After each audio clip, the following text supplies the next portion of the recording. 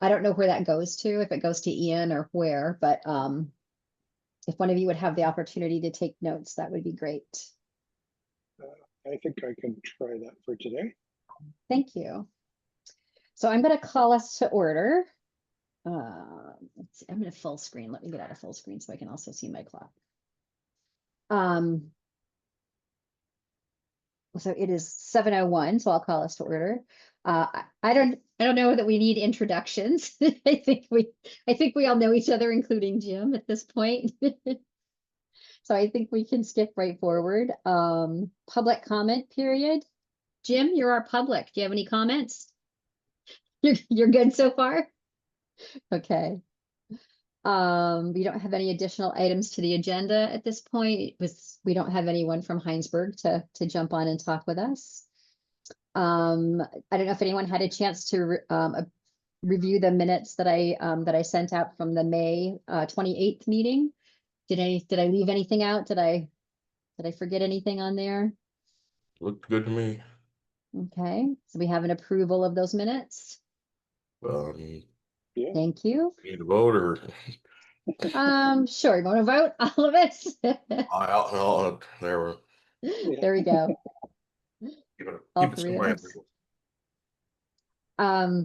So I did send out a reminder that one of the things we said we would do for this meeting was to review the data survey that was done for the community with Middlebury College. I looked through it. I looked through it a while ago. We looked through it sort of together one night. And in reviewing it just recently, there's so much information in that survey. It was really hard to sort of sift through and find 3 points. So in full disclosure, I used Chat GPT and created a review and a report. Okay. Just so that folks can, again, like I said, in full disclosure, so that we can know that that's the tool that I used. I don't know if anyone else had points they wanted to bring up about it before I shared that report with everyone. Not that I can think of. I looked at it a while ago and then I tried to, give myself a refresher today, and I'm just too out of it. So Too many antihistamines. too many irons in the fire at the moment. What about you, Trevor? Yeah, I haven't had time to look through it too greatly. I know when I do, there's some things that kind of stand out, like comments around just wheelchair access. Something that you think is, that Bristol might be good at, but apparently we're not. And just a few comments, but nothing that I could, like, I need more time to kind of tie things together. So if ChatGPT was able to kind of help with that, because I knew we'd asked, what's his name? I'm forgetting, from Middlebury College about that kind of thing too. Yeah.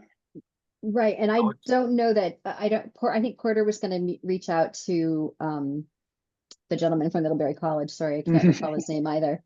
And I don't know if that happened. I haven't heard back if it did, but I can share that report. Let me see if I can get out of this.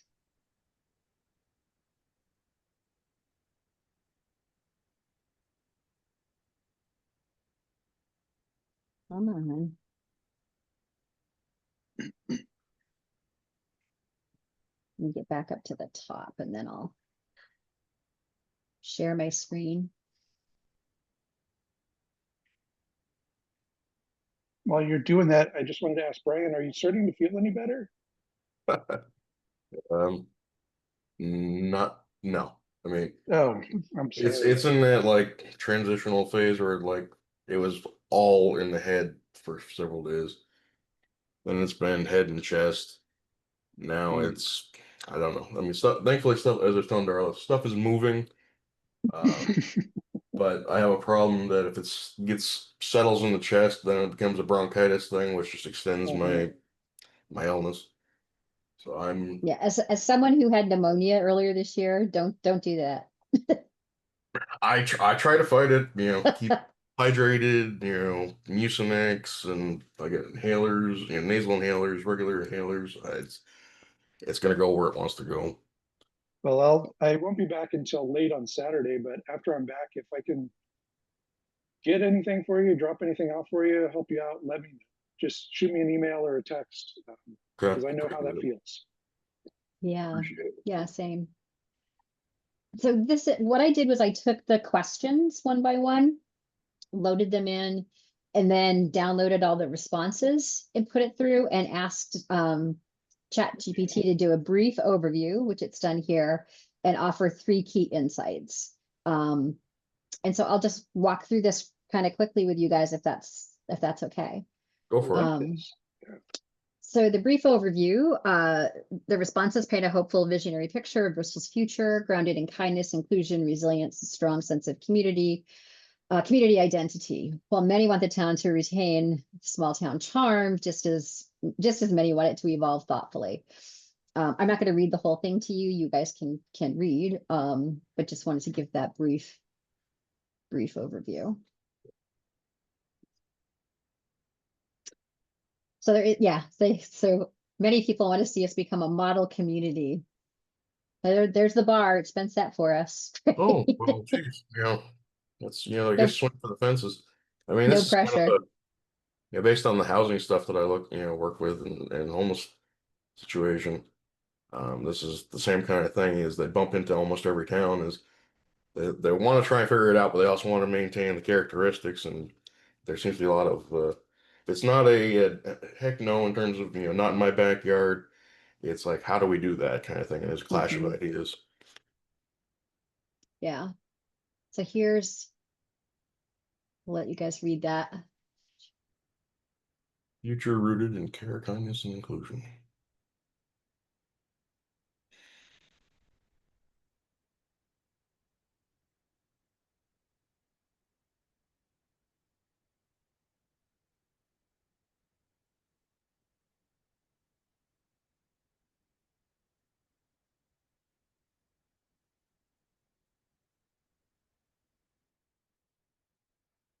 Second one is balancing tradition and progress, which really did come through in all of the answers to the questions.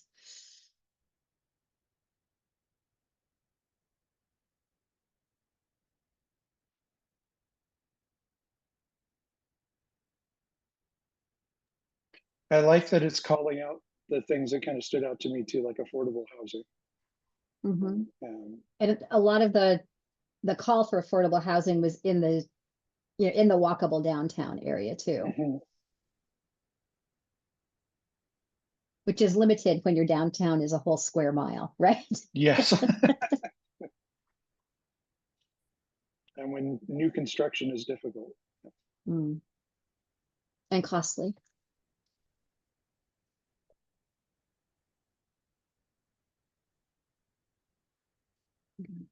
Moving down to the third. So here's our desire to be seen as a model community.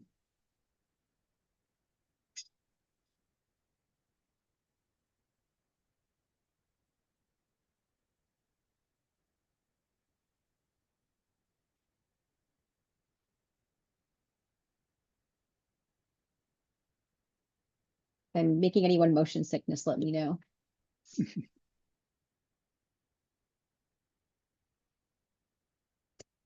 There was a lot of support for the rec department and for Bristol Core that came up time and time again.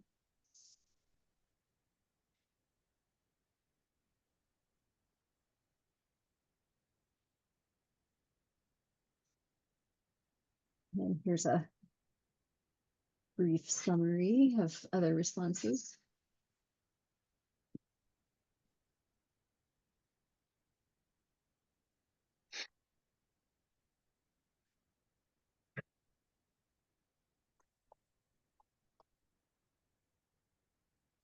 So what I was thinking, we had said that we were going to make a report from this report, make a report of this report to the select board. So what I can do is put this in a Word doc or a Google Doc and share it with select board members. And I can flesh out some of the finer points and share it with you guys before I do that, if that's acceptable to everyone. Works for me. Yeah, I think that'd be great. Are there things we think we should highlight for them? Or are we at a Well, point that's where we what, feel we need to ask them what the next step should be? Like, I'm not sure where we go next. well, funny you asked that because I asked ChatGPT, what should our next steps be? Uh, so Because, go ahead. oh, I was gonna say, because I mean, obviously, I mean, we're meant to be advisory, so we can't fix these things. All we can kind of do is advise what people think needs to be fixed or changed, right? So, Right. And I think it's just good information to have with their decision-making lens, you know, when they are Mhm. making, making new policy, when they're considering, where housing might take place or, those kinds of things to have information from this study.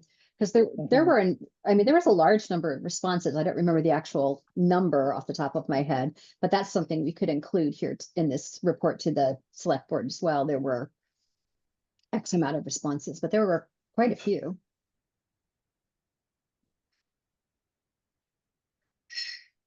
So here it kind of pulled out things that people felt were going well.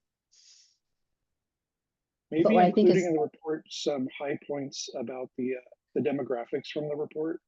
You mhm. know, not going into all the detail because there's a lot of detail in the demographics, but just a high level of Right. number of Yeah, I mean, I know that, responses and yeah, yeah, they would not have time to go through the whole, yeah. I'll certainly give them the link to the full report. But I highly doubt that any of them would have time to really dig into it. I mean, that's sort of our role. And like I said, we can call out some highlights here. So this is the part that I think might be of interest. Mhm. Um, I like this. yeah.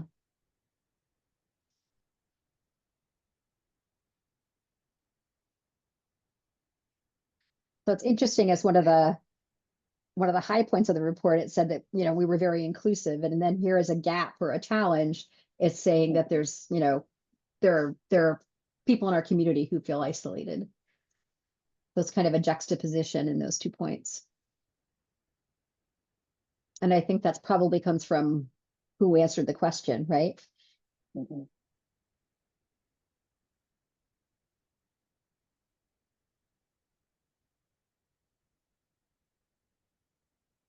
We've already done that. We have the advisory group.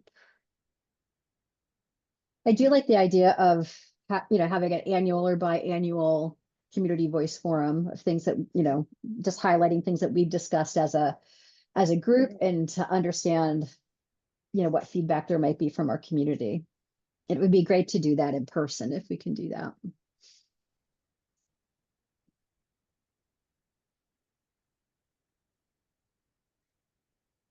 I don't know how feasible a full ADA accessibility audit is. I don't know what that entails.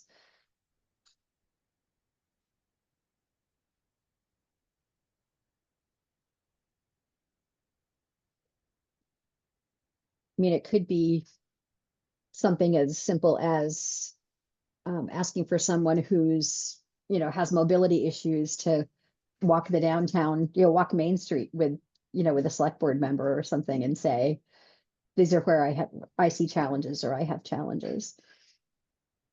I know I have a friend who's recently become wheelchair bound, and she's like, even, things I never thought of before that are now a huge challenge for me, like a sidewalk that tips, that, maybe isn't completely flat. And she said, all of a sudden my chair is starting to go over. Things like, things when you're walking down the street, you don't realize. Or that there's many streets in the village that still don't have sidewalks. Yeah, my street's one of them. And I imagine, like, since a lot of the buildings are older, that the entrances aren't, there's a step Mhm. up kind of thing as opposed to a. Yeah, and it's, there may not be, because of that, there may not be easy fixes. There may not be a, Probably grandfathered in under some exactly. previous clause or something.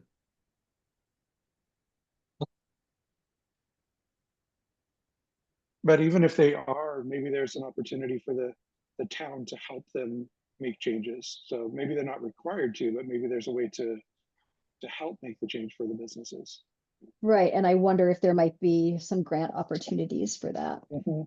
that our grant writer might know about. So sharing this information with them would be important too, I think. Go ahead, Jim. Oh, yeah. On your housing, the planning board is, and the zoning administrator are heavily into the housing situation in town. Mhm. And what rules of the state have been changed to make housing more affordable and more equitable in communities. And they're doing a great job. Like, say you had a garage and you had an overhead room in it and you wanted to convert it to an accessory unit, they're allowing it now where before you couldn't. So as far as housing, it's being addressed. That's great. Yeah, AZ came to our last meeting. I don't know if you were with us or not, but they talked about that they've been really trying to find, stay on top of the changes and make sure that people knew that there were new things available. Yeah, I think that's great that we're able to look at what's already here and how we can use it differently. I think that's really helpful, especially when we're talking about that downtown walkable center, right? If that's where people want to live, which makes sense. I wanted to live in the center. That's why I looked, when I was looking for new housing, I wanted it walkable. Oops, come back. There we go.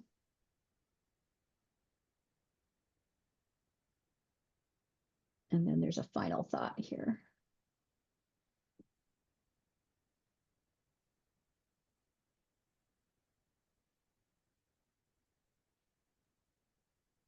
If we ever need to redo the town bags, I think we've got a thing right there, right? Bristol, heart, vision, and resilience. Right?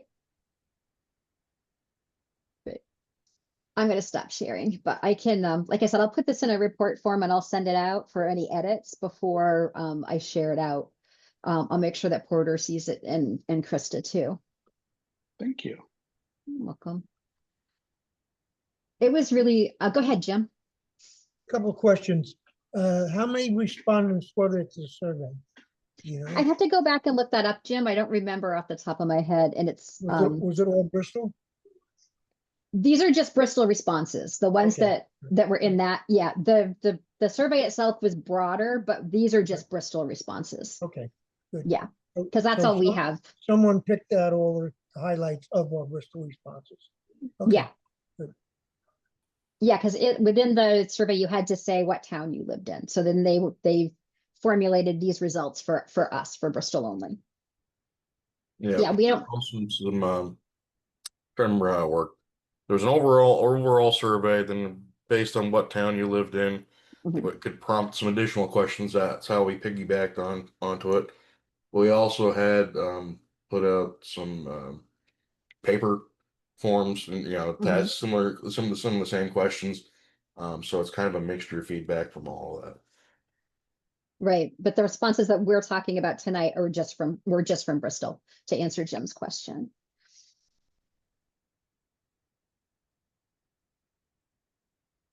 All right, so I will do that part and send that out. It probably won't be, probably within the next week I'll be able to do that, and then I'm out of town for a week, so I'll try to get it up before I have to go.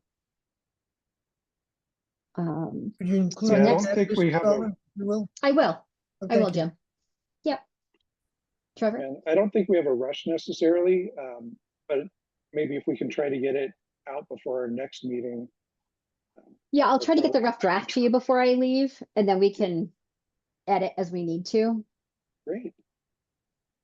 Thank you for I- doing that.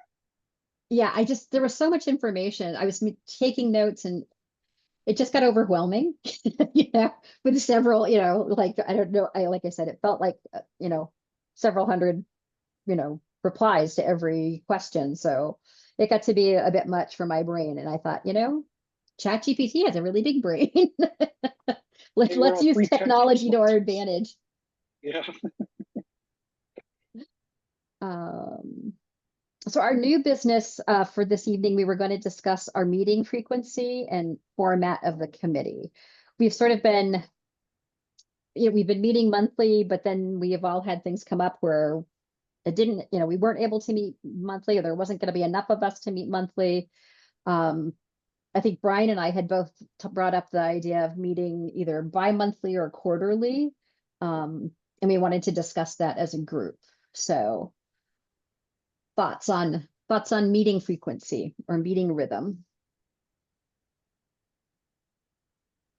Yeah, I mean, we're let's call it, spade a spade. We've been struggling.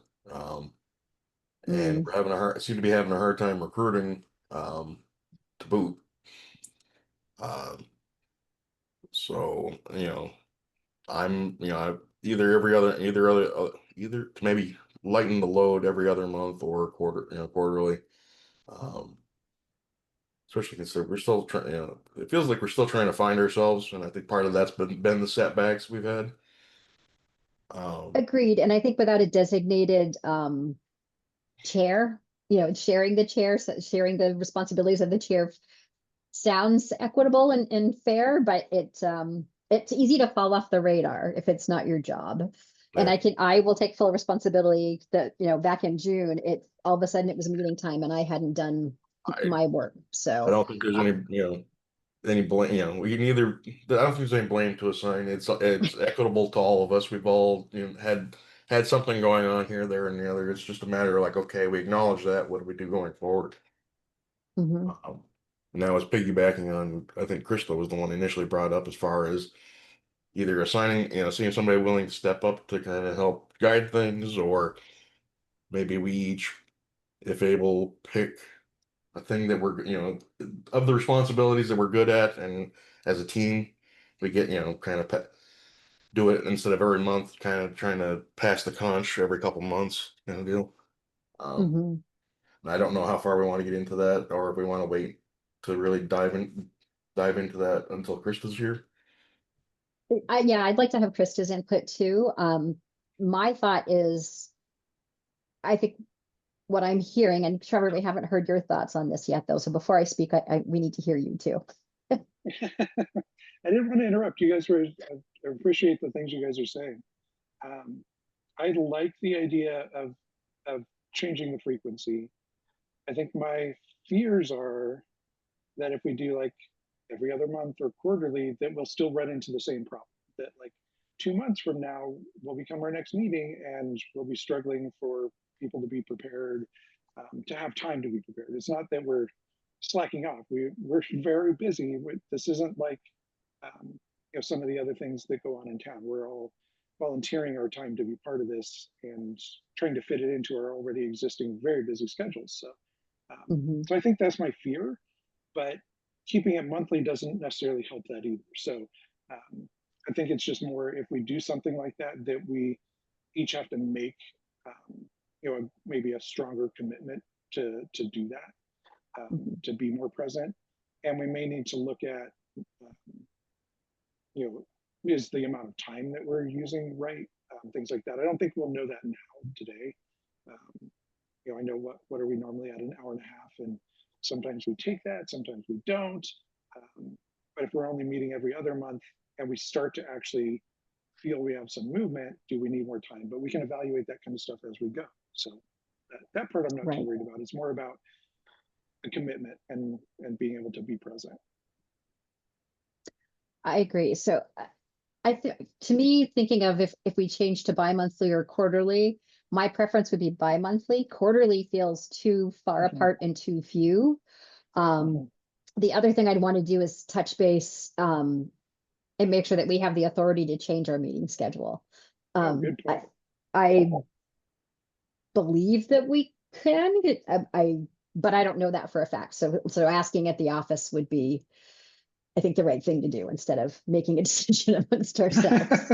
I don't know what the rules are around meeting frequency. And I maybe think, setting our calendar ahead of time too.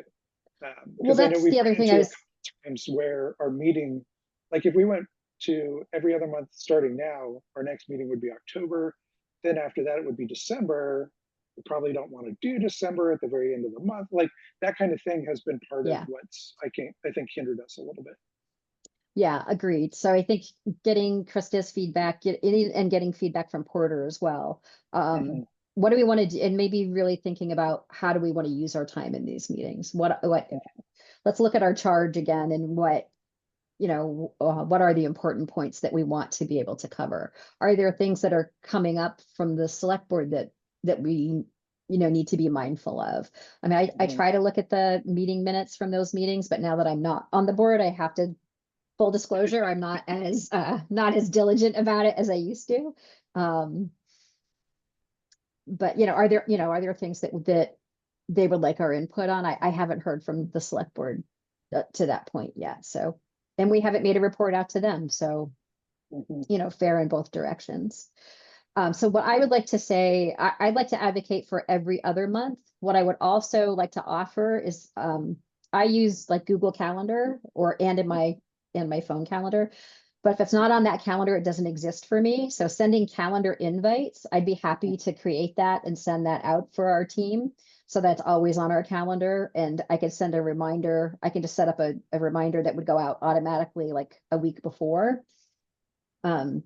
So I'm more than willing to do that. That's what I do for my own meetings that I am responsible for. And I haven't offered it up before because we changed that, the director of our group here every month. So it didn't occur to me to offer that up until I was thinking about our meeting rhythm. So again, that's something that I would be willing to do if Krista and Porter are on board with that. So we can make that offer going forward. The other piece we had talked about was a report out to the select board on our status and including membership. So I think when I put that report together, I can put in a paragraph in there about membership of the group. And I've had several people reply when I've written, and when I have invited them to a meeting, they haven't jumped on. So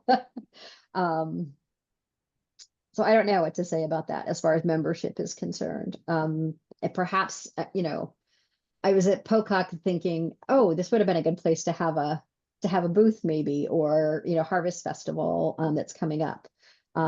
Maybe there's a way for us to get a sign up sheet or something and with someone who has a booth already or something like that. So I can look into that a little bit. I can touch base with Meredith and see what's available. Yeah, does the city or does the town have a booth or something? I mean, I'll be at Harvest Fest, but I'll be there representing Mountain Community Health and their board. So I'll already be at the Nice.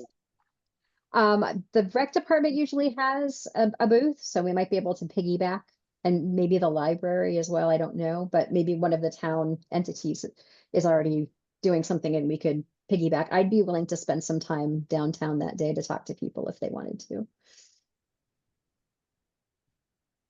That's of course if the I don't remember if you guys remember or not, but my son is expecting twins around that time. So I made them promise they wouldn't have them when I was in St. Paul. So they're not due until October 7, but twins sometimes change their mind about when they're going to arrive. So our next meeting date at this point, I think we'll keep it for next month, and so that we can get together with Krista and Porter. So I'll fill in that meeting date. So that would be September, what?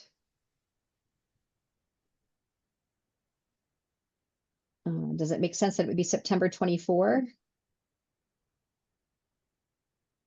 That sounds right to Yep. everybody? Yep. Okay, That's so what I September chose. 24, 7 p.m. Day after my birthday. Your birthday? Well, day after my birthday. Oh, I'll bring some well, maybe we'll have to have cupcakes. try to bring some leftover cake. Hopefully There it'll you stay. go. Okay. And I would say that meeting will be in person unless we have travel and illness and with us again. So great. Anyone Were have we anything gonna- else? Were we going to table the idea of the chair until Krista's back too, right? I think so. Yes. Probably, Yeah. yeah, probably should be an agenda item for next month. Yep. We'll carry that over. Perfect. I can't remember the date off the top of my head. You were about to ask if there's anything else. Mega plug.